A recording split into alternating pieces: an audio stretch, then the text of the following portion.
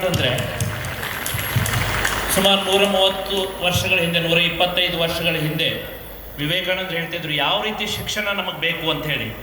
ಅವ್ರು ಹೇಳ್ತಿದ್ರು ಚತುರ್ಮುಖಿಯಾದ ಶಿಕ್ಷಣ ಬೇಕು, ವ್ಯಕ್ತಿಯ ನಿರ್ಮಾಪಕ ಶಿಕ್ಷಣ ಬೇಕು, ಬೌದ್ಧಿಕವಾಗಿ, ಶಾರೀರಿಕವಾಗಿ, ಮಾನಸಿಕವಾಗಿ ಮತ್ತು ಆಧ್ಯಾತ್ಮಿಕವಾಗಿ ವ್ಯಕ್ತಿ ರೂಪುಗೊಳ್ಳಬೇಕು ಅಂತ ಕೆಲಸವನ್ನು ನಮ್ಮ ಶ್ರೀರಾಮ್ ವಿದ್ಯಾಕೇಂದ್ರ ಕಲ್ಲಡಕದವರು ಹಲವಾರು ದಶಕಗಳಿಂದ ಮಾಡ್ಕೊಂಡು ಬರ್ತಾ ಇದ್ದಾರೆ.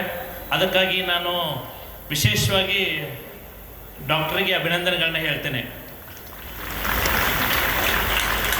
ಇದು ಇಡೀ ವರ್ಷಗಳ ಕಾಲ ನಿಮ್ಗೆ ಏನನ್ನ ಕಲಿಸಿದ್ದಾರೆ, ಏನು ಕಲಿಸ್ತಾ ಇದ್ದಾರೆ, ಯಾವ ರೀತಿ ಟ್ರೈನಿಂಗ್ ಕೊಡ್ತಾ ಇದ್ದಾರೆ, ನೀವು ಯಾವ ರೀತಿ ಸ್ಪಂದಿಸ್ತಾ ಇದ್ದೀರಾ ಅನ್ನೋದನ್ನು ತೋರಿಸ್ಲಿಕ್ಕಾಗಿ ಇವತ್ತು ತಾವು ಪ್ರದರ್ಶನ ಮಾಡಿದ್ದೀರಾ. ನಿಮಗೆ ಧೈರ್ಯ, ಸ್ಥೈರ್ಯ, ಆತ್ಮವಿಶ್ವಾಸವನ್ನು ಯಾವ ರೀತಿ ಈ ಶಾಲೆ ತುಂಬಿದೆ ಅನ್ನೋದನ್ನು ತೋರಿಸ್ಲಿಕ್ಕಾಗಿ ಮತ್ತು ಯಾವ ರೀತಿ ಇಡೀ ಶಿಕ್ಷಕ ಬಳಗ, ಮಾತೆಯರು, ಶಿಕ್ಷಕರು, ಆಡಳಿತ ಮಂಡಳಿ ಯಾವ ರೀತಿ ಕೆಲಸವನ್ನು ಮಾಡ್ತಾ ಇದ್ದಾರೆ, ನಮ್ಮ ಧರ್ಮ ಸಂಸ್ಕೃತಿಯನ್ನು ಉಳಿಸ್ಲಿಕ್ಕೆ ನಮ್ಮ ಕಲ್ಲಡಕದ ಶಾಲೆ ತುಂಬ ಕೆಲಸ ಮಾಡ್ತಾ ಇದೆ. ಅದಕ್ಕಾಗಿ ನಾನು ಮತ್ತೊಮ್ಮೆ ಧನ್ಯವಾದಗಳನ್ನು ಹೇಳ್ತೇನೆ. ಇದು ಮಾತನಾಡುವ ವೇದಿಕೆ ಅಲ್ಲ, ಇದನ್ನೆಲ್ಲ ನೀವು ಇವತ್ತು ಈಗ 2 ಗಂಟೆಯಿಂದ 2.5 ಗಂಟೆಗಳಿಂದ ಉಣಬಡಿಸಿದ್ದೀರಿ. ಅದಕ್ಕಾಗಿ ಮತ್ತೊಮ್ಮೆ ತಮಗೆಲ್ಲರಿಗೂ ಧನ್ಯವಾದಗಳನ್ನು ಹೇಳಿ ನನಗೂ 2 ಮಾತುಗಳನ್ನು ಹೇಳಲಿಕ್ಕೆ ಅವಕಾಶ ಮಾಡಿಕೊಟ್ಟಿರ್ತಕ್ಕಂಥ ಡಾಕ್ಟರ್ಗೆ ಮತ್ತು ಆಡಳಿತ ಮಂಡಳಿಗೆ ಧನ್ಯವಾದಗಳು ಹೇಳ್ತೇನೆ. ಎಲ್ಲರಿಗೂ ಶುಭವಾಗಲಿ. ನಮಸ್ಕಾರ.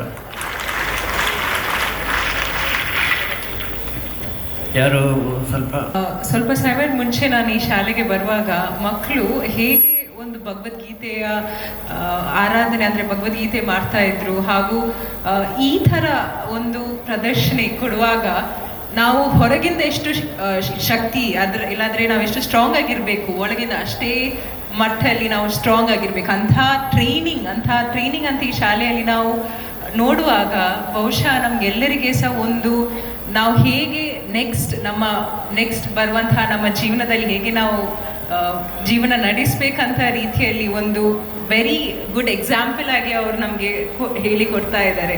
ಇದು ಬಹುಶಃ ನಮಗೆ ಇವತ್ತೊಂದು ಇಲ್ಲಿಂದ ನಾವು ತಗೊಂಡು ಹೋಗುವಂತಹ ನಮಗೊಂದು ಸ್ಫೂರ್ತಿಯ ವಿಷಯ ಆಗಿದೆ.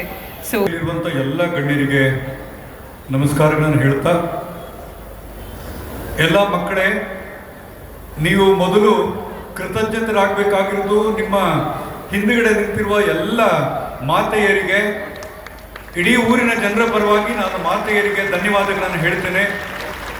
ನಿಮ್ಮ ಮಕ್ಕಳನ್ನು ನೀವು ಇಷ್ಟು ವ್ಯವಸ್ಥಿತವಾಗಿ ತರಬೇತಿಗೊಳಿಸಿ ಈ ರಾಷ್ಟ್ರದ ಪರಂಪರೆಯನ್ನು ಉಳಿಸಲಿಕ್ಕೆ ಕಷ್ಟಪಡ್ತಾ ಇರೋದು ನೋಡಿದ್ರೆ ಭವಿಷ್ಯದಲ್ಲಿ ನಾವೆಲ್ಲರೂ ಸುಖವಾಗಿರ್ತೀವಿ ಅನ್ನೋದು ನನಗೆ ಸಾಬೀತಾಗಿದೆ. 2 ಪರಂಪರೆ ಇದೆ, ಒಂದು ನೀವು, ಇನ್ನೊಂದು ವೇದಿಕೆಯಲ್ಲಿರುವ ನಮ್ಮ ಮಹಾರಾಜರದು ಚರಿತ್ರೆ ಈಗಾಗಲೇ ಒಂದು ಚುಟುಕಾಗಿ ನಿಮ್ಮ ಮುಂದೆ ಹೇಳಿದ್ದಾರೆ. ಡಾಕ್ಟರ್ ಕೂಡ ಅದನ್ನು ಹೇಳಿದ್ರು. ಆ ಪರಂಪರೆಯನ್ನು ಮುಂದುವರಿಸಿಕೊಂಡು ಮಾಡುವ ಕೆಲಸ ನಿಮಗಿದೆ. ನಿಮ್ಮ ಸಾಹಸವನ್ನು ನೋಡಿದ ಮೇಲೆ ನನಗೆ ನಿಜವಾಗ್ಲೂ ಸಂತೋಷ ಆದದ್ದು ನಿಮ್ಮ ಪೂಜ್ಯರಾದ ಎಲ್ಲ ಟೀಚರ್ಸ್ಗಳು ಮತ್ತು ಮಾತೆಯರು.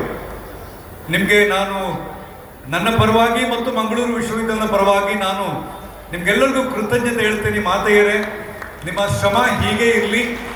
ನಮ್ಮ ಮಕ್ಕಳನ್ನು ರಾಷ್ಟ್ರದ ಆಸ್ತಿಯನ್ನಾಗಿ ನೀವು ಮಾಡ್ತೀರಿ ಎನ್ನುವ ಭರವಸೆಯೊಂದಿಗೆ ನನ್ನ ಕೃತಜ್ಞತೆಯನ್ನು ಹೇಳಿ ನನ್ನ ಮಾತುಗಳನ್ನು ಮುಗಿಸ್ತಾನೆ. ಜೈ ಹಿಂದ್.